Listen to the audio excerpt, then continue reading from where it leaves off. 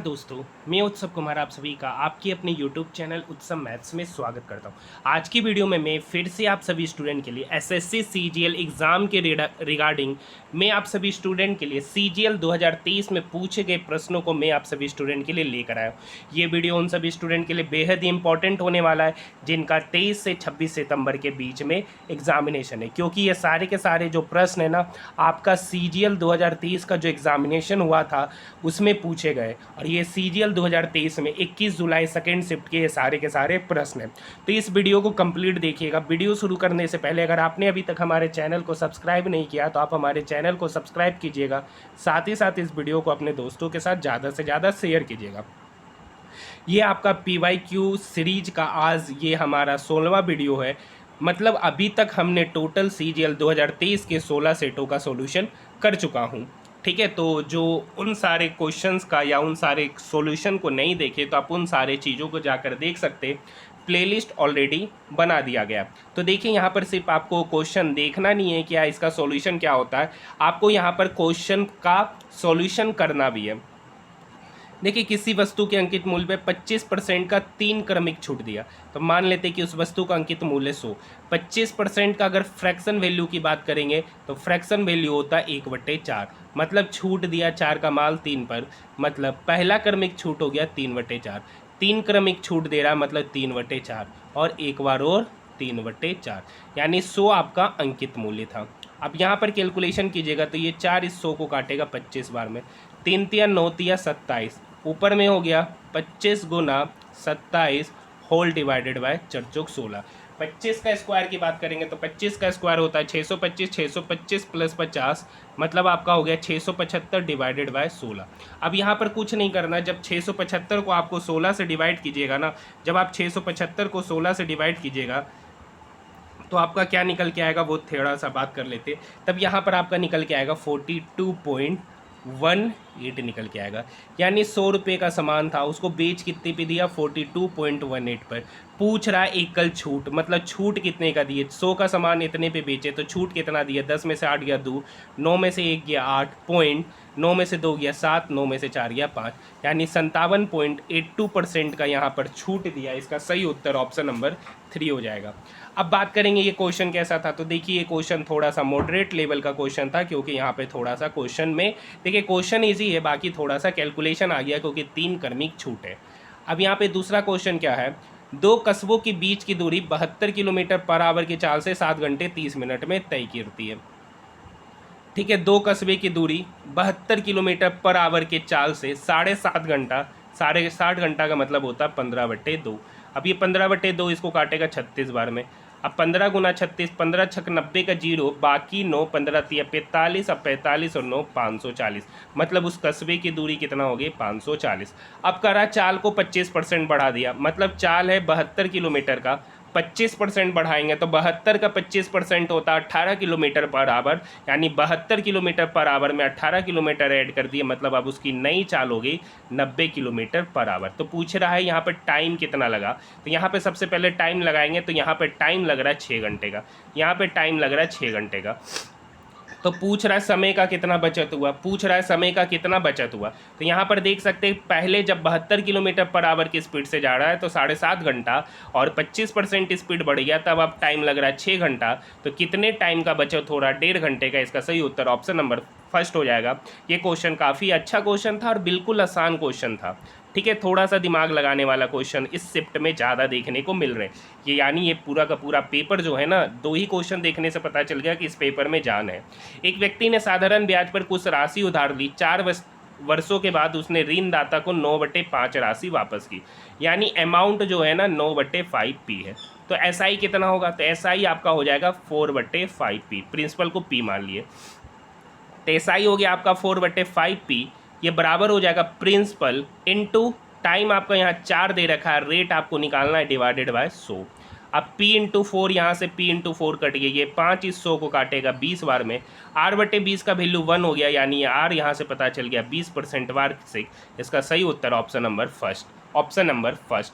Next question, question number 4। देखिए जिनका भी एसएससी सीजीएल का एग्जामिनेशन है ना, या एमटीएस का भी एग्जामिनेशन होने वाला है, तो वो लोग इस टाइप के प्रश्नों को एक बार अच्छे से करके चले जाइए।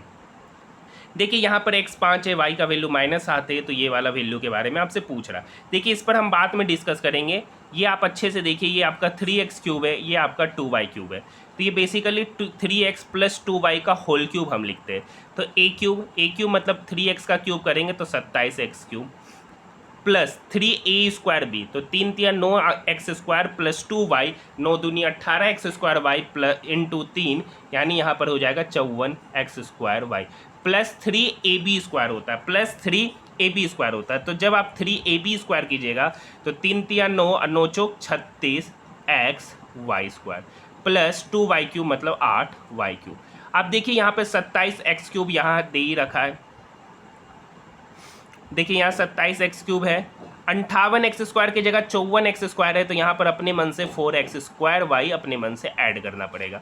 अब देखिए यहाँ 36xy² है, यहाँ 31x² है, तो यहाँ से हमको -5xy² घटाना पड़ेगा। प्लस आप ये पूरा का पूरा जो इक्वेशन बन गया आपका, ये बन गया।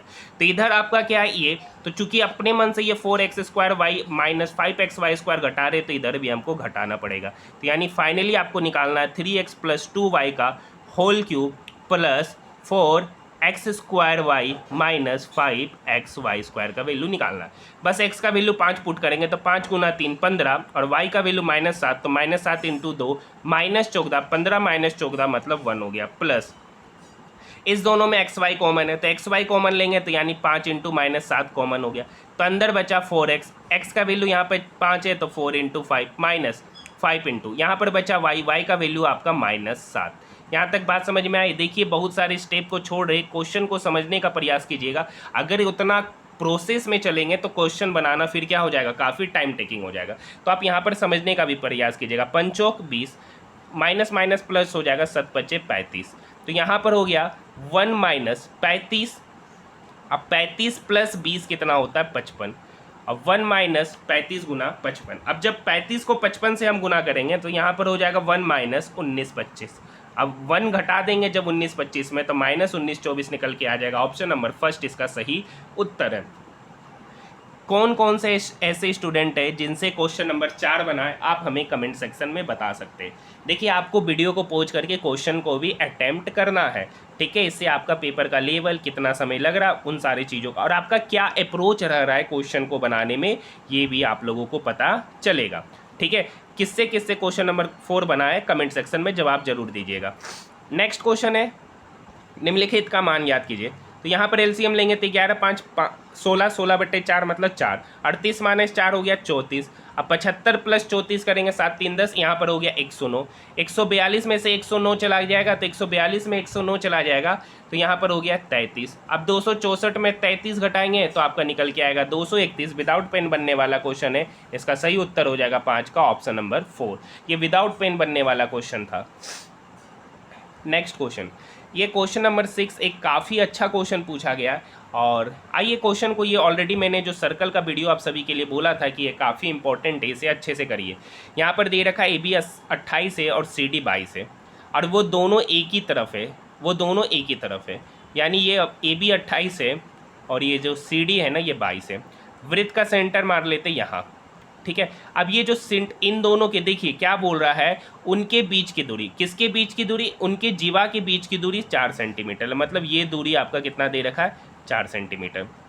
देखिए मैं तरीका बता रहा हूँ, यहाँ पर ये रेडियस होगा और ये भी क्या होगा, रेडियस, और यहाँ से यहाँ की दूरी 4 है। अब देखिए सबसे बड़का जीवा या सबसे छोटा जीवा 22 है, यानी यहाँ से यहाँ की दूरी 22 है, तो यहाँ से यहाँ की दूरी क्या होगी, 11। उसी तरीके से बड़ा वाला जीवा का लंबाई AB 28 है, तो यहाँ से यहाँ की दूरी क्या होगी, 14। यहाँ से बात समझ में आया, तो हम इसको मान लेते x, इसको मान लेते हैं x। तो यहाँ पर देखिए ये वाला, अगर हम ट्रायंगल में बात करेंगे, ये वाला ट्रायंगल में, तो 14 का स्क्वायर होता है 196, ये बराबर होगा x + 4 का होल स्क्वायर, x + 4 का होल स्क्वायर। सॉरी, एक मिनट, ये गड़बड़ हो रहा है। देखिए यहाँ पर दोनों केस में रेडियस क्या है, बराबर है, तो यहाँ पर ये रेडियस है और ये भी क्या है, रेडियस, यानी x + 4 का होल स्क्वायर प्लस 11 का होल स्क्वायर, ये रेडियस स्क्वायर है, और ये रेडियस स्क्वायर दूसरे ट्रायंगल में क्या है, x² + 14 का स्क्वायर करेंगे तो 196। अब यहाँ पर x + 4 का होल स्क्वायर करेंगे तो x² + 8x + 16, plus 121 is equal to x square plus 196। X square से एक्स स्क्वायर क्या हो गया, कट गया, यहाँ पर हो गया 8x। अब यहाँ पर देखिए 16 प्लस 121 196 के तरफ जाकर माइनस होगा, तो 196 में जब 16 प्लस 121 मतलब 137 जब माइनस होगा तो निकल के आ जाएगा 59। 8x का वैल्यू हो गया 59, तो x का वैल्यू हो जाएगा 6856, ठीक है, 3 8 24 यानी 7.37 हो जाएगा। x का वैल्यू पता चल गया 7.37, ठीक है। अब यहाँ से x जो है ना आपका पता चल चुका, ये हो गया 7.37। अब कुछ नहीं करना, अगर हम इस ट्रायंगल की बात करेंगे ना या इस ट्रायंगल की बात करेंगे तो ये 7.37 है, ये 14 है, तो ये क्या होगा, तो 7.37 का होल स्क्वायर प्लस 14 का होल स्क्वायर का स्क्वायर रूट ले लीजिएगा। तो 7.37 का अगर हम होल स्क्वायर की बात करेंगे ना तो इसका वैल्यू मैं साइड में कैलकुलेशन इसका कर लेता हूँ, तो इसका वैल्यू लगभग आपका निकल के आएगा 7 7 7 49 यानी 54.31 निकलेगा। और यहाँ पे 14 का स्क्वायर होता है 196, इसका स्क्वायर रूट लेंगे तो 196 पहले हम लोग ऐड कर देंगे कि इसमें 54.31 में, ठीक है, 54.31 में जब हम लोग 196 ऐड करेंगे तो आपका लगभग 250.31 निकल के आएगा, 250.31 निकल के आएगा। अब जब आप इसका स्क्वायर रूट लीजिएगा तो लगभग 15.82 निकल के आ जाएगा। इसका सही उत्तर ऑप्शन नंबर 2 हो जाएगा, ठीक है। यहाँ तक बात समझ में आया। आइए नेक्स्ट क्वेश्चन की ओर हम लोग बढ़ रहे हैं। ये क्वेश्चन को बनाने का तरीका क्या है, देखिए ये बोला जाएगा ना तो काफ़ी कैलकुलेटिव क्वेश्चन पूछा गया है और काफ़ी अच्छा क्वेश्चन है, काफ़ी अच्छा क्वेश्चन है। इसमें काफ़ी समय लगेगा इस क्वेश्चन को बनाने में, कम से कम मोर देन 30 सेकेंड्स, ठीक है। नेक्स्ट क्वेश्चन है, देखिए निम्न दंड आलेख वर्ष 2020 और 21 में विभिन्न विषयों को चुनने वाले छात्रों की संख्या दर्शाता है। यहाँ पर पूछ रहा है 2021 में सभी 5 विषयों में से कितने प्रतिशत छात्रों ने जीव विज्ञान लाया। तो यानी ये वाला जो 2021 वाला पीला है, 2021 वाला क्या है, पीला है। पीला में बात करें जाएंगे तो जीव विज्ञान कितने लोग ले रहे हैं, 90। कितने में, तो सबको जोड़ दीजिए यहाँ 75 110 65 90 और 85। जब सबको जोड़ेंगे 75 प्लस 65 तो 140 140 प्लस 110 250 250 प्लस 90 340 और 340 प्लस 85 हो जाएगा आपको 425 गुना 100। यानी जब 90 को अगर आप 425 से क्या करिएगा, डिवाइड कर दीजिएगा ना तो ये लगभग आपका, ठीक है, और जब 100 से मल्टीप्लाई कीजिएगा तो 21.17% निकल के आ जाएगा। 21.17% मतलब ऑप्शन नंबर 3 इसका सही उत्तर होगा। यहाँ तक बात समझ में आया। नेक्स्ट क्वेश्चन की ओर हम लोग बढ़ रहे हैं।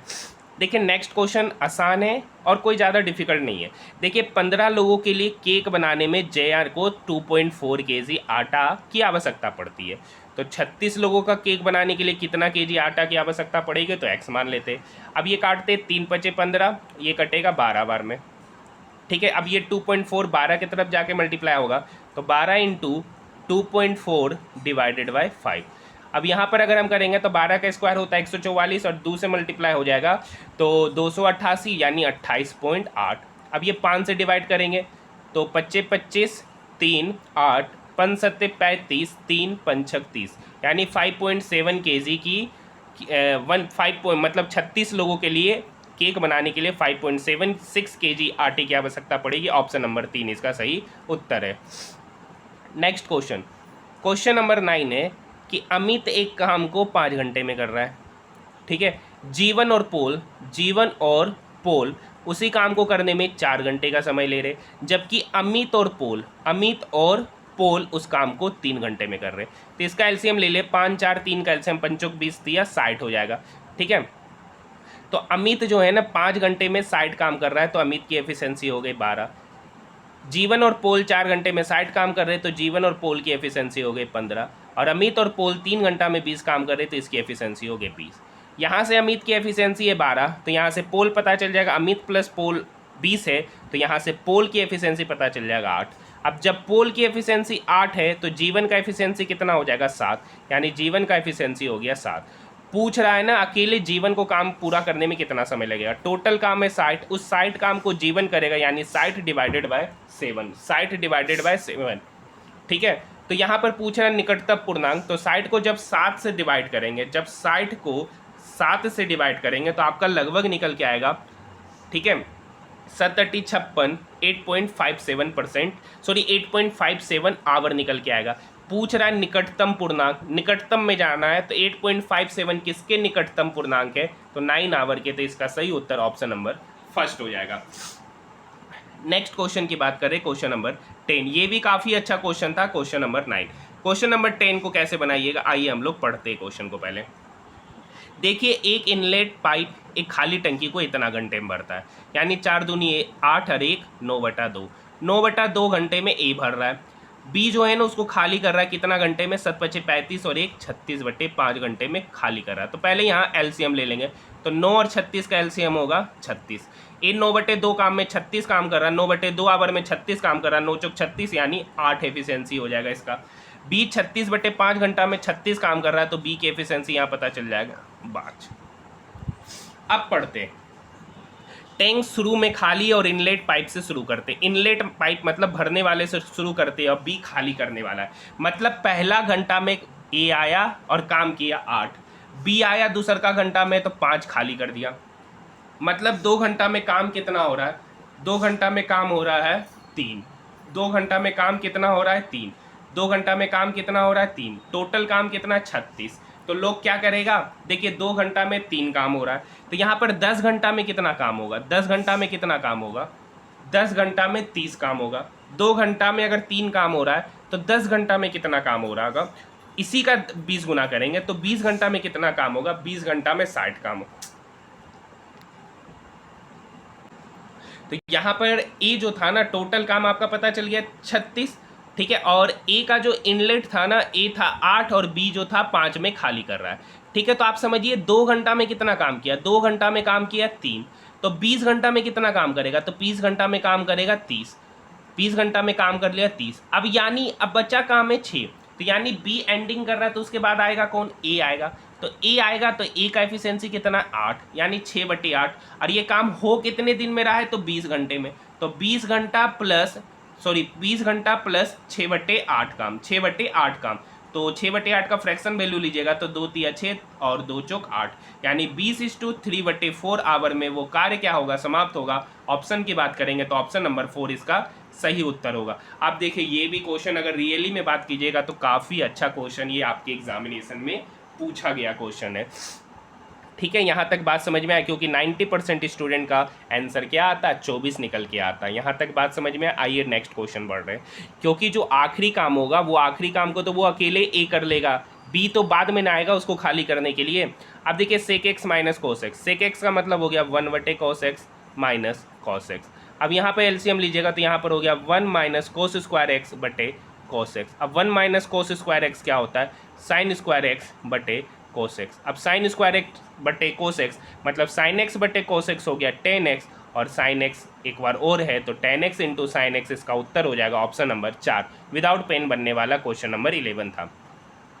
देखिए यहाँ पर जितने भी प्रश्न है वो काफ़ी अच्छा प्रश्न है जो आपके एग्जामिनेशन में पूछा गया। इसका पेपर का लेवल अभी हम बात कर लेते कि काफ़ी डिफ़िकल्ट होगा। देखिए ए जो है ना बी से 5.4 गुना तेज़ी से काम कर रहा है, तो इसको काटिएगा तो नीचे आएगा 10, ये 27 बार में कटा और ये 5 बार में कटा, यानी यहाँ से ए की एफिशिएंसी पता चल गया 27 और बी का एफिशिएंसी है 5। तो देखिए ए को बी की तुलना में 22 दिन कम लगता है। अगर मान लीजिए बी को x दिन लग रहा है तो ए को कितना दिन लगेगा, x - 22 दिन। अब यहाँ पे कुछ नहीं करना, वर्क निकालना है, तो यहाँ पे वर्क निकल के आएगा 27 × 27 एफिशिएंसी है और उस एफिशिएंसी के साथ x - 22 दिन में एक काम समाप्त कर रहा है। बी जो है ना 5 एफिशिएंसी के साथ उस कार्य को x दिन में समाप्त कर रहा है, तो कुछ नहीं करना, यहाँ से 27x हो गया, ठीक है, माइनस 22 × 27, ये बराबर हो गया 5x के।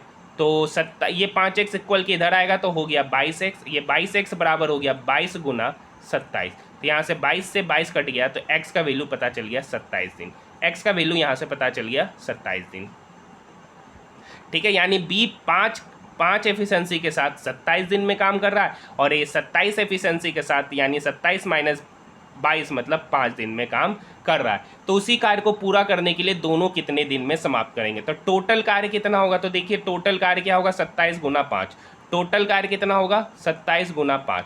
अब इस कार्य को करेगा कौन, इस कार्य को करेगा कौन, तो इस कार्य को करेगा ए और बी, तो उन दोनों की एफिशिएंसी का सम कितना होगा, तो 27 + 5, तो 27 + 5 हो गया 32। अब 27 × 5 की बात करेंगे, 25 25 125, और 125 में 10 जोड़ देंगे तो 135/32, 135/32 दिन में काम समाप्त होगा, अर्थात 4:7/32 दिन इसका सही उत्तर होगा।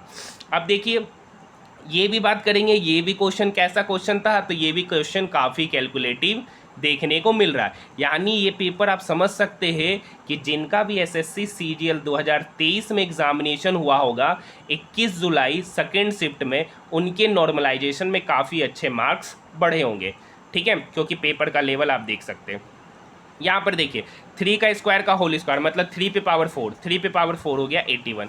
अब ये 3 से 3 क्या हो गया, कट गया, तो यहाँ पर हो गया 3 × 1, 3, 3 - 3 क्या होता है 0, 81 + 0 क्या हो गया 81। अब देखिए ऑप्शन कौन है, तो ऑप्शन नंबर फर्स्ट इसका सही उत्तर हो जाएगा 9 का स्क्वायर। ये क्वेश्चन विदाउट पेन बनने वाला था। देखिए ये क्वेश्चन नंबर 14 की बात करेंगे, तो question number 14, the perimeter of N isosceles triangle is 100 centimetre. मतलब एक आइसोसेलेस ट्रायंगल है जिसका पेरीमीटर 100 सेंटीमीटर दे रखा है और इसका बेस 36 है, तो पूछ रहा है इसका सेमी पेरीमीटर क्या होगा। तो आपको पता है कि सेमी पेरीमीटर जो होता है ना, पेरीमीटर का आधा होता है, कुछ नहीं करना है, 100 का आधा कर दीजिए 50, ऑप्शन नंबर 2, कुछ नहीं करना है। अब बताइए, यानी पहले का क्वेश्चन हार्ड था, यहाँ पे क्वेश्चन देखिए 2 क्वेश्चन तो विदाउट पेन बनने वाले लिए। अब यहाँ पर देखिए ये भी क्वेश्चन कैसा, विदाउट पेन वाला। दो समरूप त्रिभुज के भुजाओं का अनुपात 5:7 है, तो त्रिभुज के क्षेत्रफल का अनुपात क्या होगा। तो आपको पता है कि जब दो त्रिभुज समरूप हो जाते हैं तो उनकी भुजाओं का जो स्क्वायर का जो अनुपात होता है वही उनके क्षेत्रफल का अनुपात होता है, यानी 5/7 का स्क्वायर। 5/7 का स्क्वायर करेंगे मतलब 25:49, इसका सही उत्तर होगा ऑप्शन नंबर फर्स्ट। यानी 13, 14, 15 तीनों क्वेश्चन विदाउट पेन बनने वाला है। अब देखिए ये क्वेश्चन तो कोई ज़्यादा हार्ड है नहीं। क्वेश्चन क्या रखा है, 126 रुपया प्रति केजी, 135 रुपया प्रति केजी मूल्य वाले चावल को एक तीसरी किस्म के चावल के साथ 1:1:2 के अनुपात में मिलाया गया तो मिश्रण का मूल्य 153 रुपया प्रति केजी हो गया। तो तीसरी किस्म के चावल का मूल्य, तो 126 केजी का चावल को 1 यूनिट मिलाया गया, तो इसको इसी में रहने देते हैं, ठीक है, गुना 1, प्लस 135 वाले को भी 1 यूनिट मिलाया गया इंटू 1, प्लस अब देखिए तीसरका चावल को दो, पता नहीं कितना रुपया केजी था, लेकिन वो बोल रहा है वो 2 यूनिट मिलाया गया, डिवाइडेड बाय टोटल कितना यूनिट है, 2, 3 और 1 4 यूनिट। नया मिश्रण प्राप्त हुआ 153 का, ये 4 153 की तरफ आके क्या होगा, मल्टीप्लाई होगा, यहाँ से 4 क्या हो गया गायब, 153 × 4 15 चौक 60, 612 कितना हो गया 612। इधर बात करेंगे 126 + 35, 6 5 11, 3 2 5 और 1 6 1 1 2, यानी 261 + 2x का वैल्यू हो गया 612। अब ये +261 इक्वल के इधर आके क्या होगा -261, यहाँ से 261 चला गया। अब यहाँ देखिए 2 में से 1 गया 1, 11 में से 6 गया 5 और 5 में से 2 गया 3, ये 351 किसका वैल्यू 2x का, तो यहाँ से x का वैल्यू निकालेंगे तो 2 1 कम 2, ठीक है, 2 7 14 1, 2 5 10 1, 2 5 10, यानी x का वैल्यू मतलब वो जो चावल जिसको 2 यूनिट मिला गया उसका जो वैल्यू था ना वो 175.5 रुपया पर केजी था। इसका सही उत्तर ऑप्शन नंबर 3 हो जाएगा। तो ये भी क्वेश्चन ज़्यादा हार्ड नहीं है, ये भी क्वेश्चन आपका इजी लेवल का क्वेश्चन है। देखिए यहाँ पर क्या दे रखा है, यहाँ पर दे रखा है कि x - 1/x का वैल्यू 2√2 है, x पे पावर 6 + 1/x पे पावर 6, तो इसको अच्छे से देखिएगा तो इसको लिख सकते x² का होल क्यूब प्लस 1/x² का होल क्यूब। देखिए इस टाइप के बहुत सारे क्वेश्चन मैं आपको करा चुका हूँ, तो इस टाइप के जितने भी क्वेश्चन बनते हैं ना मैं ऑलरेडी आपको इसी चैनल पर इसी प्लेलिस्ट में जो एसएससी सीजीएल 2023 का जो मोस्ट इंपॉर्टेंट क्वेश्चन का जो मैं क्लास लेकर आया हूँ उसमें ऑलरेडी करा चुका हूँ। इससे बाहर आपका अलजेब्रा से इस टाइप के क्वेश्चन नहीं पूछे जाएंगे, यानी आपको इसका वैल्यू निकालना है। अब देखिए x - 1/x का वैल्यू 2√2 है, तो x + 1/x क्या होता है, तो x + 1/x square root under x - 1/x का होल स्क्वायर मतलब 2√2 का होल स्क्वायर, यानी 2 दूनी 4 4 दूनी 8, 8 + 4 होगा, 8 + 4 मतलब स्क्वायर रूट अंडर 12। ये x + 1/x का वैल्यू अंडर 12 है तो एक्स स्क्वायर प्लस 1/x² क्या होता है, तो के स्क्वायर माइनस 2 मतलब रूट 12 का स्क्वायर मतलब 12, 12 माइनस 2 मतलब 10, यानी एक्स स्क्वायर प्लस 1/x² का वैल्यू 10 है। अब इसको इस तरीके से इमेजिनेशन कीजिए कि x प्लस 1/x का वैल्यू अगर k होता है तो x³ प्लस 1/x³ का जो वैल्यू होता है k³ माइनस 3k होता है। अब देखिए यहाँ पर x के जगह पर x स्क्वायर है, बस कुछ नहीं है, ये उसी का होल स्क्वायर है, तो यहाँ पर क्या कर देंगे 10 का क्यूब माइनस 3 इंटू 10, क्योंकि अगर आप इस एक्स स्क्वायर को अगर y मानिएगा तो यहाँ पर सिंपल सा टर्म समझ लीजिए कि y प्लस 1/y का वैल्यू 10 दे रखा है, तो आपसे क्या पूछ रहा है y³ प्लस 1/y³। तरीका वही है, तो 10 का क्यूब करेंगे 1000, 1000 में से 30 चला गया तो 970, इसका सही उत्तर होगा ऑप्शन नंबर 2। नेक्स्ट क्वेश्चन देखिए, इस टाइप को क्वेश्चन को बनाने का तरीका क्या है। यहाँ पर अगर आप इसमें कोई भी तरीका अगर आप जाइएगा तो काफ़ी कैलकुलेटिव होगा। हम लोग यहाँ पर वैल्यू पुट करके जाएंगे, क्या करके जाएंगे, वैल्यू पुटिंग मेथड। अब यहाँ पर देखिए थीटा का वैल्यू क्या रख सकते हैं, देखिए थीटा का वैल्यू आप 30 नहीं रख सकते, रखिएगा तो यहाँ पर हो जाएगा 1 माइनस साइन 90, 1 माइनस साइन 90 मतलब 90, 1 माइनस 1 मतलब 0 समथिंग। अब ऑप्शन फिर क्या हो जाएगा, काफ़ी चेक करना पड़ेगा, क्योंकि यहाँ पर सेक 90 क्या होता है, इन्फिनिटी, क्योंकि आपको पता है कि कोस 90 पे 0 होता है तो सेक 90 इन्फिनिटी, मतलब ये सारा टर्म आपका इनडिटर्मिनेट हो जाएगा। तो ये 90 मानने से फ़ायदा नहीं है, 30 मानने से, तो हम क्या मानते हैं, थीटा का वैल्यू 15। तो यहाँ पर क्या हो जाएगा साइन, अब देखिए 3 थीटा, थीटा 15 मानेंगे तो 3 थीटा कितना होगा 45, कुछ नहीं, ऊपर में हो गया 1 minus sine 45 whole divided by 1 plus sine 45। अब बताइए 1 माइनस साइन 45, साइन 45 का वैल्यू होता है 1/√2, तो यहाँ से हो गया 1 minus 1/√2 whole divided by 1 plus 1/√2।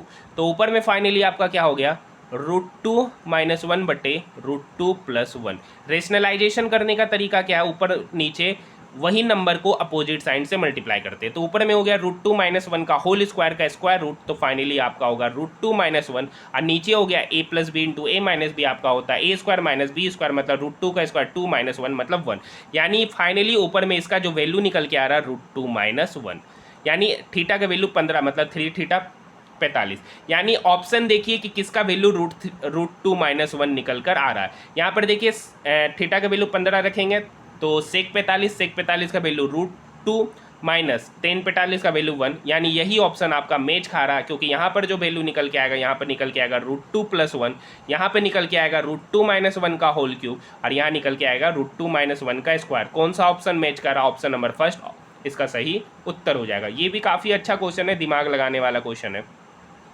देखिए ये क्वेश्चन क्या है, ये क्वेश्चन आप पढ़िए अच्छे से।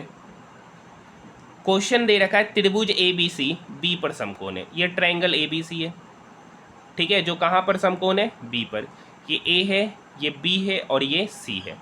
यहाँ पर दे रखा है AB, ये AB दे रखा है 12 सेंटीमीटर, ठीक है, और आगे की कहानी बात कर रहे हैं एंगल CAB मतलब ये दे रखा है 60 डिग्री, तो ये एंगल कितना होगा 30 डिग्री, और आपको पता है 30 डिग्री के सामने कितना होता है 1 यूनिट, यानी 1 यूनिट का वैल्यू आपसे पूछ रहा है 12 सेंटीमीटर। ये कितना यूनिट होता है, ये √3 यूनिट होता है और ये 2 यूनिट होता है। पूछ रहा है आपसे BC की लंबाई, BC आपका √3 यूनिट है, 1 यूनिट का वैल्यू 12, तो √3 यूनिट का वैल्यू कितना हो जाएगा 12 √3 सेंटीमीटर, 12 √3 सेंटीमीटर मतलब ऑप्शन नंबर 4। यहाँ तक बात समझ में आए, विदाउट पेन बनने वाला क्वेश्चन है। नेक्स्ट क्वेश्चन देखिए, 12% लाभ अर्जित करने के लिए एक दुकानदार एक टेलीविज़न को 22,400 में बेचा। तो मान लिया कि उस वस्तु का CP 100 था, उस पर 12% लाभ अर्जित किया, मतलब उसका SP कितना हो गया 112, यानी 112 यूनिट का ही वैल्यू दे रखा है 22400। ये 112 इसको कितने बार में काटा 200 बार में, ये 1 यूनिट का वैल्यू हो गया 200, तो 100 यूनिट का वैल्यू कितना होगा, तो 200 गुना 100 मतलब 20,000, कितना हो गया 20,000 हो गया, यानी 1 यूनिट का वैल्यू आपको 100 यूनिट का वैल्यू मतलब आपको पता चल गया, मतलब उस वस्तु का क्रय मूल्य पता चल गया 20,000। अब आगे पूछ रहा है यदि वह दुगना लाभ चाहता, तो देखिए 20,000 का सामान था, 22,400 में बेचा, तो प्रॉफिट कितने का हो रहा है 2400 का, प्रॉफिट कितने का हो रहा है 2400 का। अब कह रहा है दुगना लाभ चाहता, मतलब कह रहा है 2400 का लाभ नहीं चाहता, 2400 का दुगना प्रॉफिट चाहता, मतलब कितने का प्रॉफिट चाह रहा 4800 का। तो उस वस्तु को कितने में बेचना पड़ेगा, तो खरीद के आया था 20,000 में, 4800 का प्रॉफिट चाह रहा है, तो उसको बेचना कितने में जाएगा 24,800 में। इसका सही उत्तर ऑप्शन नंबर 4। ये काफ़ी आसान क्वेश्चन आपके एग्जामिनेशन में देखने को मिला है। देखिए ये क्वेश्चन कैसे बनाइएगा, 1/a minus 1/b minus 1/c। तो देखिए यहाँ पर बोल रहा है ये टर्म माइनस ये टर्म प्लस ये टर्म का वैल्यू जीरो। ये कब जीरो होगा? जब ये पूरा का पूरा टर्म क्या हो जाए? जीरो हो जाए। तो कुछ नहीं करना, टर्म को ही जीरो बना देना। तो ऊपर वाला 2a माइनस 5 का वैल्यू जीरो के बराबर है। 2a माइनस 5 का वैल्यू जीरो के बराबर, यहाँ से a का वैल्यू निकल के आ गया 5/2। देखिए मैंने आप सभी स्टूडेंट के लिए जो एलजेब्रा का मोस्ट इंपॉर्टेंट क्वेश्चन का क्लास लिया था, वहाँ पर भी मैंने आपको इस टाइप के प्रश्न वहाँ पर कराए थे। यहाँ पर उसी तरीके से 4b माइनस 5 का वैल्यू जीरो है, तो b का वैल्यू निकल के आएगा 5/7। उसी तरीके से 6c प्लस 5 का वैल्यू जीरो है, तो यहाँ से c का वैल्यू निकल के आएगा माइनस 5/6। बस वैल्यू पुट कीजिए। a का वैल्यू 5/2, तो 1/a का वैल्यू कितना होगा? 2/5।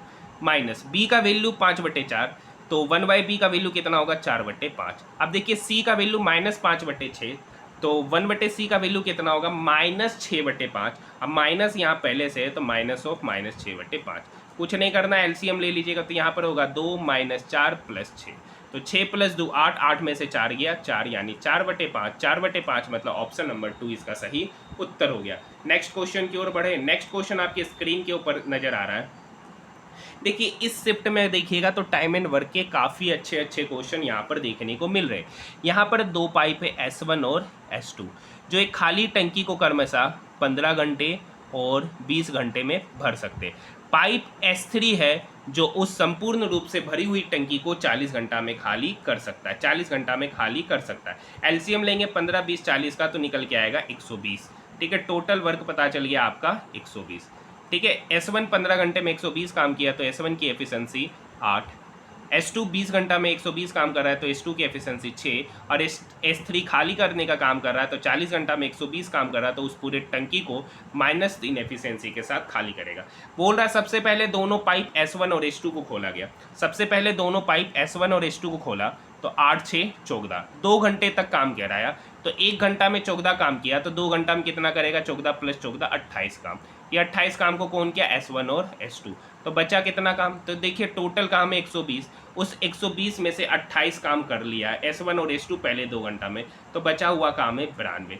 अब कह रहा है कि S3 को भी खोल दिया गया, क्योंकि 2 घंटे के बाद S3 को भी खोल दिया। तो तीनों की एफिशिएंसी का सम कीजिए। 8 6 14, 14 में से -3 गया, मतलब 11। मतलब बचे हुए काम को वो कितने घंटे में समाप्त करेगा? 92/11 घंटे में। इसका सही उत्तर option number first.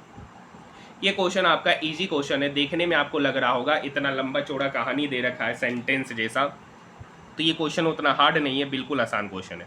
Next question है, चार्ट राष्ट्रीय राजधानी क्षेत्र दिल्ली के 7 जिलों की जनसंख्या को दर्शाता है।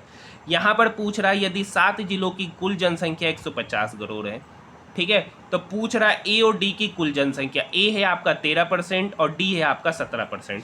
तो ए और डी की कुल जनसंख्या कितनी होगी? तो 13 + 17 मतलब 30%, यानी 150 करोड़ का 30% का ही वैल्यू आपको निकालना है। तो 00 से 00 कट गया, 15 × 3 मतलब 45 करोड़ इसका सही उत्तर होगा। ऑप्शन नंबर 2 इसका सही उत्तर कहलाएगा।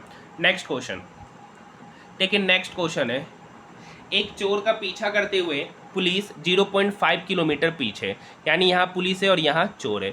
0.5 किलोमीटर मतलब 500 मीटर पीछे। चोर की चाल पुलिसकर्मी की चाल का 80% है। चोर की चाल है और पुलिसकर्मी की चाल का 80% है, यानी जो पुलिस है ना वो थीप की चाल का 80%, सॉरी चोर है ना, चोर पुलिस की चाल का 80%। 80% का फ्रैक्शन वैल्यू मतलब 4/5। तो यहाँ से थीप की एफिशिएंसी, थीप का स्पीड 4 पता चल गया, और पुलिस का जो स्पीड है 5। अब उनके स्पीड का रेशियो क्या होगा? उनके स्पीड का रेशियो हो गया 5/4। चूंकि जिस जगह पे मिल रहा है वहाँ पे टाइम कांस्टेंट है, तो डिस्टेंस का भी रेशियो क्या होगा? 5:4। पूछ रहा बताइए चोर की चाल क्या है, तो यहाँ पर पहले डिस्टेंस निकाल लेंगे। देखिए यहाँ पर पुलिस जो है ना कितना यूनिट ज़्यादा चल रहा है? 1 यूनिट, और 1 यूनिट का वैल्यू यहाँ कितना दे रखा? 500 मीटर। तो चोर कितना यूनिट चला? तो चोर यूनिट चला है 4 यूनिट। 1 यूनिट का वैल्यू 500 मीटर, तो 4 यूनिट का वैल्यू कितना हो गया? 2000 मीटर। अब देखिए ये 2000 मीटर को है ना वो कितने मिनट में पूरा किया, क्योंकि यहाँ से यहाँ गया वो भी 12 मिनट में और पुलिस भी गया 12 मिनट में, यानी 2000 मीटर बटे 12 मिनट। अब ये मिनट को हम लोग पहले सेकंड में कन्वर्ट करेंगे, तो ये हो गया मीटर पर सेकंड। इसको किलोमीटर पर आवर में कन्वर्ट करने के लिए 18/5 से हमको क्या करना पड़ेगा? गुना करेंगे, तो वो स्पीड निकल के आएगा किलोमीटर पर आवर में। ठीक है, अब कुछ नहीं करेंगे, ये 1 0 से ये 1 0 क्या हो गया, कट गया। ये 6 तिया 18, ये 3 चौक 12।